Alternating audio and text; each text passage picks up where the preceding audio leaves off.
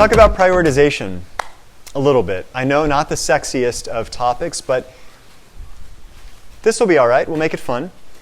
So, look, a lot of people assume that their physical health is a priority for them, their mind-body performance is a priority for them. But if you dig into the details of how they structure their days, you don't see the evidence, right? And something really important to keep in mind, and maybe this is more of a lesson for coaches, how you might manage somebody that's under you, but I think that if you're going through some of these videos that I'm putting out and you're trying to cultivate yourself throughout this process, you'll find something valuable in this too. It's critical for all of us to look at the issue of prioritization. One of the most common things that I hear from people is, yeah, this is really important to me. It's important for me to lose the weight. It's important for me to get my shit together, my mind kind of sorted out.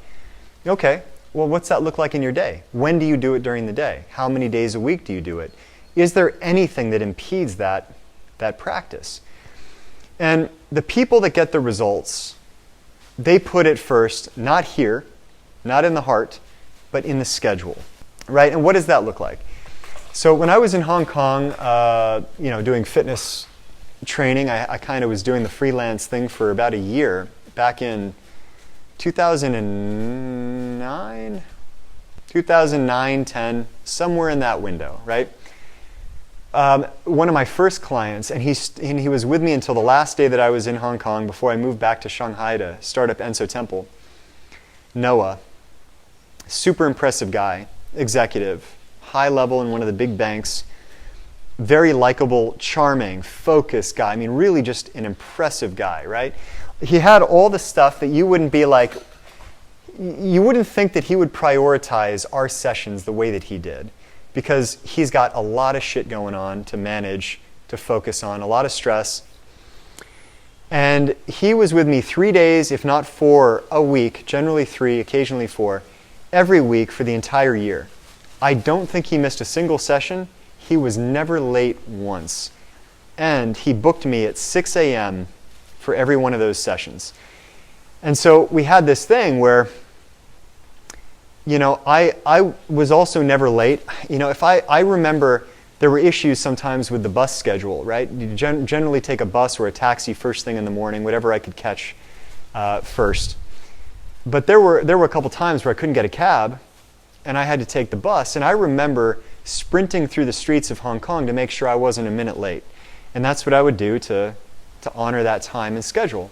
But something started to happen after a few months, and Noah didn't tell me this till the end of our engagement. He said, I realized you were always early, and so I got curious, how early were you there? So I started coming a few minutes early, 5 minutes, you were there. I came 10 minutes early, you were there. So I came 15 minutes, you were still there. And what he didn't realize is he was coming early, so I started coming earlier every time. And he said, I didn't realize until I was coming 30 minutes early that I wasn't going to win this battle, right? We were showing up at 5:30 in the morning. Yeah, and so it just became this thing where at the end of the year I said, you never missed a session. I've got the utmost respect for that. I know you care about the results, but what's in you that a lot of people are missing? And he said, well, if you don't do this first, right? I mean, I schedule it first, but if you don't do this first, nothing else works right. I mean, this is what makes everything else in the day work. Not only that, but I knew you were going to be there. I had to be there, right? So there was this idea, the relationship helps, which is why, guys, if you have a coach or a trainer, don't underestimate the importance of the relationship. Don't think that it's some kind of a weird service thing where you're paying for something that's no, it's a relationship. You've got to nurture that. You've got to honor that. And when you have a good coach, believe me, they will pay you back tenfold in what they give to you in terms of knowledge, training, heart care, support, all that stuff. But Noah showed up. And he didn't show up here, right? Well, he wasn't just like, yeah, it mattered to me. No, it was in his schedule. He was always early, every session for an entire year. That's prioritization. I've had other clients that have said, yeah, is this a priority for you? 100% it's a priority. Why are you late? Well, external excuse, external excuse, external excuse. Okay. So we have a conversation about what prioritization is. And I said, well, if your partner or your child was in the hospital, you get a call, they're in the hospital, they've just been injured. What do? I'm there. I'm there in 10 minutes. I'm there in 20 minutes, whatever it takes immediately for me to get to the hospital. Okay, that's a priority. I mean, that's a priority. Like, if you can't see the difference between these two approaches, the person who says, yeah, it's a priority, but, and I'm there in 10 minutes, then you don't understand value, personal prioritization. It has nothing to do with your feelings, your values, anything like that. It's something that is demonstrated. Respect is the same thing. Respect isn't something that's felt, it's something that's demonstrated. There are going to be days where you hate your coach, where you hate your martial arts instructor. There are going to be days where you don't respect that person over you. Respect is an intention. It's showing up in a way. It's a practiced habit, right? And eventually the feeling gets in line. Eventually you want to do it. Eventually you feel the feeling that corresponds to the action, right? It's not like you always feel that feeling. No, you got to design it. You got to structure the day that way. And this is hard for a lot of people that really hate external structure, which is okay. You don't have to do it.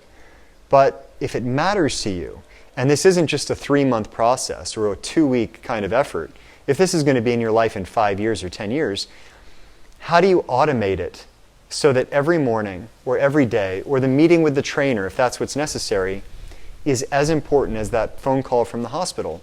That's how important you should be to yourself. Doesn't your mind and body matter that much? Everything in your life depends on it, right? I mean, if the mind starts to get jumbled up, if the body starts to deteriorate, doesn't that affect every fucking thing in life? It affects your stamina. It affects your focus. It affects your ability to maintain presence or patience or compassion or any of the stuff that might drive you ahead or connect you to somebody else. It's all impacted by the hardware.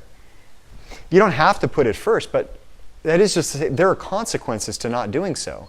And the more that you feel those consequences and are aware of those, I mean, it's a revolution in the way that you start to approach that practice. So if you're training, try to understand that prioritization is not just a feeling. It's a schedule, right? It's scheduled. It's designed. And if you are a coach, you've got to consider how the client is putting skin in the game, how you are holding them accountable, what kind of penalties, not just rewards, what are the penalties that disincentivize bad habits, that force them to show up? I talked in another video about my penalty structure, a pretty miserable structure, but there was always something, right? If somebody was late even by a minute, there were consequences. So how do you disincentivize bad practices and habits so that that client learns showing up matters? It doesn't just matter for getting my results. Bad shit happens when I don't.